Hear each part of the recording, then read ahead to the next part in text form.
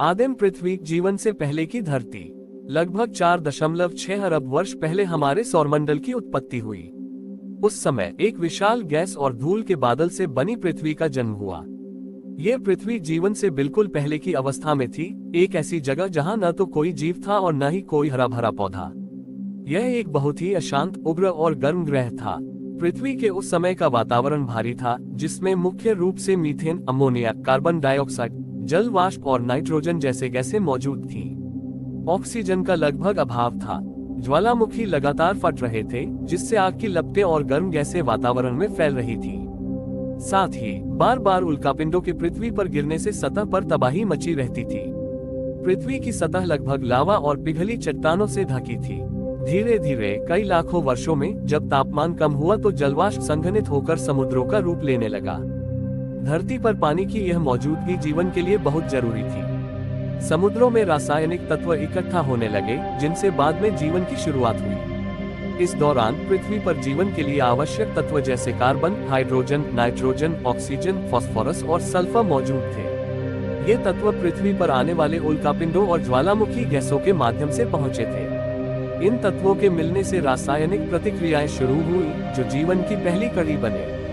इस प्रकार आदिम पृथ्वी एक ऐसा स्थान बनी जहां जीवन के लिए आवश्यक रासायनिक तत्व और उपयुक्त वातावरण बनने लगे। ये वह समय था जब जीवन की पहली चिंगारी जलने वाली थी, लेकिन अभी जीवन की कोई झलक नहीं थी, सिर्फ संभावनाएं थी। रसायनों से जीवन की पहली चिंगारी। धरती की सतह ठंडकने और समुद्र बनने के बाद लगभग 4 अरब वर्ष पहले जीवन की शुरुआत के लिए जरूरी रासायनिक तत्व और वातावरण तैयार हो गए थे। उस समय पृथ्वी पर भारी मात्रा में जल, मीथेन, अमोनिया, हाइड्रोजन और अन्य गैसें मौजूद थी। इन गैसों का मिश्रण और समुद्रों का पानी मिलकर वैज्ञानिकों ने इसे प्राचीन सूप या प्राइमर्डियल सूप कहा है। ये सूप जीवन के लिए एक महत्वपूर्ण प्रयोगशाला की तरह था, जहां जीवन के मूलभूत अणु बनने लगे। जीवन की शुरुआत की सबसे बड़ी पहेली यह है कि निर्जीव पदार्थों से कैसे जीवित अणु बने। इस सवाल का उत्तर खोजने के लिए वैज्ञानिकों ने कई प्रयोग किए। 1953 में स्टैनली मिलर और हैरोल्ड यूरी ने एक प्रसिद्ध प्रयोग किया, जिसे मिलर-यूरी प्रयोग कहा जाता है। इस प्रयोग में उन्होंने उस समय के धरती के वातावरण जैसा गैसों का मिश्रण तैयार किया और उस पर बिजली के झटके, जो बिजली की गड़गड़ाहट और तूफान का प्रतीक थे, दिए। कुछ दिनों बाद उन्होंने पाया कि इस प्रयोगशाला में अमीनो एसिड जैसे जीवन के मूलभूत घटक बन चुके थे। अमीनो एसिड जीवन की प्रोटीन बनाने की इकाइयां हैं और प्रोटीन जीवित कोशिकाओं के लिए आवश्यक होते हैं। मिलर-यूरी के प्रयोग से यह सिद्ध हुआ कि पृथ्वी की शुरुआती स्थिति में प्राकृतिक रूप से जीवन के लिए जरूरी रासायनिक अणु बन सकते हैं। ये जीवन की पहली चिंगारी थी, जहां सरल रसायन आपस में मिलकर जटिल अणुओं का निर्माण करने लगे। विज्ञानियों का मानना है कि इस प्राचीन सूप में रासायनिक प्रतिक्रियाओं ने धीरे धीरे और जटिल अणु जैसे न्यूक्लिक एसिड, आरएनए और डीएनए के पूर्वज बनाए। आरएनए को जीवन की पहली सूचना वाहक और उत्परिवर्तक माना जाता है। आरएनए ने खुद की नकल बनाना और प्रतिक्रियाओं को नियंत्रित करना शुरू किया, जो जीवन के जन्म की नींव थी। इसके साथ ही समुद्र के गहरे हिस्सों में हाइड्रोथर्मल वेंट्स, गर्म पानी के झरने थे, जहां गर्म पानी और खनिज सतहों पर अणु आपस में जुड़ते और जटिल होते गए। इन स्थानों को जीवन की जेनरेटर माना जाता है, क्योंकि यहाँ ताप और खनिजों की मौजूदगी से जीवन की जटिल संरचनाएं बनना संभव हुई। इस दौर में जीवन के लिए आवश्यक कार्बन आधारित अणु जैसे प्रोटीन, न्यूक्लिक एसिड और लिपिड वसा बने।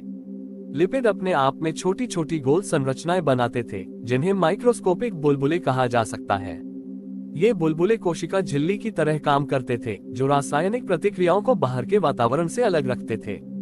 इस प्रकार जीवन के लिए पहला छोटा कोशिका जैसा ढांचा बनने लगा। ये सब धीरे धीरे हुआ लाखों वर्षों में। रसायनों से जीवन की यह पहली चिंगारी जब भड़क उठी, तो वह निर्जीव पदार्थों को जीवित बनाती हुई आगे बढ़ी। ये चिंगारी ही जीवन का प्रारंभिक रूप थी, जो बाद में जटिल कोशिकाओं, जीवों और अंततः मनुष्यों तक पहुंची। इस तरह जीवन की शुरुआत के पीछे रसायनों की भूमिका अतुलनीय है, जिन्होंने पृथ्वी की आग और पानी के बीच जीवन के पहले बीज बोए। एक कोशिकीय जीवन की उत्पत्ति। धरती पर जीवन की शुरुआत लगभग 3.5 से 3.8 अरब साल पहले हुई, जब सबसे पहले एक कोशिकीय जीवों ने जन्म लिया। ये जीव पृथ्वी पर सबसे प्राचीन और सरलतम जीवन रूप थे। एक कोशिकीय जीव एक ही कोशिका से बने होते हैं, जो जीवन के सभी आवश्यक कार्यों को स्वयं करती है। ये प्रोकैरियोट्स कहलाते हैं, जिनके शरीर में नाभिक नहीं होता और वे अपनी सभी कार्यप्रणालियां एक कोशिका में ही संचालित करते हैं। आज के समय में बैक्टीरिया और आर्किया इसके जीवित उदाहरण हैं। पहले जीवन के रूप की उत्पत्ति को समझने के लिए हमें उस समय के पर्यावरण की स्थिति पर नजर डालनी होगी। प्राचीन पृथ्वी के महासागरों में जब जीवन के लिए आवश्यक रसायन मौजूद थे तो उन रसायनों ने मिलकर कुछ ऐसे जटिल अणु बनाए जो खुद को कॉपी कर सकते थे। वैज्ञानिकों का मानना है कि आरएनए अणु, जो डीएनए की तरह सूचना संग्रहित कर सकते हैं, जीवन की शुरुआत में सबसे महत्वपूर्ण भूमिका निभाते थे। आरएनए न केवल आनुवंशिक सूचना रख सकता था, बल्कि वह रासायनिक प्रतिक्रियाओं को भी गति दे सकता था, यानी वह एक प्रकार का जैव उत्तेजक राइबोसोम था। इस आरएनए संसार के सिद्धांत के अनुसार आरएनए अणु ने स्वयं की नकल बनाने की क्षमता प्राप्त की और धीरे धीरे जटिलता बढ़ाने लगे। इस प्रक्रिया में आरएनए के साथ साथ अन्य जैविक अणु जैसे प्रोटीन और लिपिड भी बनने लगे।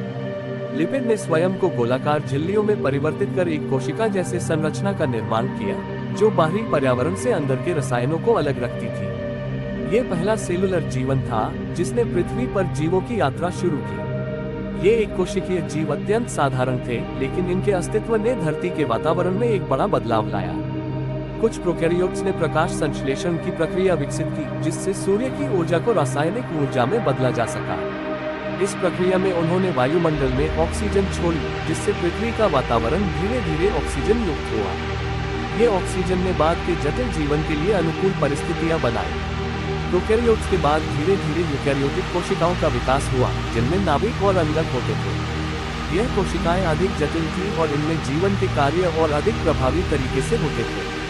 यूकैरियोटिक कोशिकाओं ने मिलकर बहुकोशिकीय जीवों का निर्माण शुरू किया, जो बाद में पौधों, जानवरों और अंततः मनुष्यों का रूप लेने लगे। इस प्रकार एक कोशिकीय जीवन ने पृथ्वी पर जीवन की नींव रखी। ये वह आधार था जिस पर सभी जटिल जीवों की कहानी बनी। जीवन की यह सबसे प्रारंभिक अवस्था थी जिसने पृथ्वी को एक ऐसा ग्रह बना दिया जहां जीवन का विकास संभव हो सका। सरल जीवन से जटिल जीवन की ओर। धरती पर जीवन की शुरुआत जब एक कोशिकीय जीवों से हुई, तब ये जीव बेहद साधारण और छोटे थे।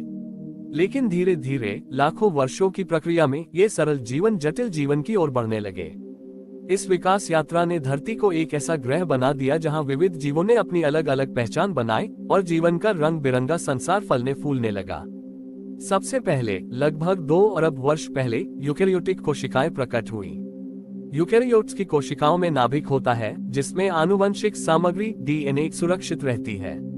इसके अलावा इनमें कोशिका के भीतर कई अंगक ऑर्गेनेल्स होते हैं, जैसे माइटोकॉन्ड्रिया, जो ऊर्जा उत्पन्न करते हैं। यह कोशिकाएं प्रोकैरियोट से कई गुना जटिल थीं। वैज्ञानिक मानते हैं कि यूकैरियोटिक कोशिकाएं प्रोकैरियोटिक कोशिकाओं के बीच सहजीवी संबंधों से विकसित हुई। उदाहरण के तौर पर माइटोकॉन्ड्रिया एक स्वतंत्र जीव की तरह था, जो बाद में यूकैरियोटिक कोशिका के अंदर समा गया और वहां अपना काम करने लगा। इसे एंडोसिम्बायोटिक थ्योरी कहते हैं। यूकैरियोटिक कोशिकाओं के आने से जीवन ने बहुकोशिकीय स्वरूप लेना शुरू किया। अलग अलग कोशिकाएं एक साथ जुड़ी, एक दूसरे के साथ संवाद करने लगी और विभिन्न प्रकार के कार्य करने लगी। इस बहुकोशिकीय जीवन का सबसे बड़ा फायदा यह था कि जीव बड़े और जटिल बनने लगे, जिससे वे पर्यावरण की चुनौतियों का बेहतर मुकाबला कर सके। लगभग 60 करोड़ वर्ष पहले पृथ्वी पर एक बड़ा बदलाव आया, जिसे कैम्ब्रियन विस्फोट कहा जाता है। इस समय में जल में और थल पर जीवन के कई नए प्रकार उभरे। जीवों के शरीर में विविधता आई, जैसे कि शरीर के विभिन्न अंग और संरचनाएं विकसित हुई। इस विस्फोट ने धरती के जीव जंतुओं के विकास की गति को तेज कर दिया और समुद्री जीवन ने अपना विशाल विस्तार किया। जल्द ही जीवन जल से थल धरती की सतह पर आने लगा।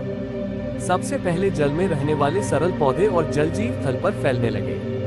पौधों ने प्रकाश संश्लेषण के जरिए ऑक्सीजन का उत्पादन बढ़ाया, जिससे वायुमंडल और भी अधिक ऑक्सीजन युक्त हो गया। इस ऑक्सीजन से बड़े जीवों के विकास में मदद मिली।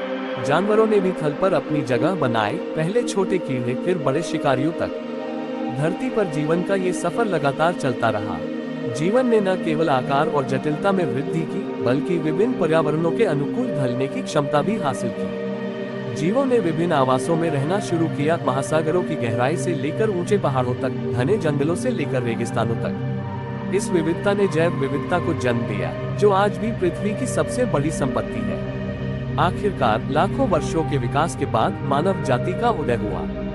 मानव ने अपने बौद्धिक विकास और सामाजिक जीवन के जरिए प्रकृति के कई रहस्यों को समझा और धरती पर जीवन को नई दिशा दी। ये सब संभव हुआ उस शुरुआती एक कोशिकीय जीवन से, जो जीवन के विकास की पहली कड़ी था। इस प्रकार सरल जीवन से जटिल जीवन तक की यह कहानी धरती के इतिहास की सबसे बड़ी गाथा है।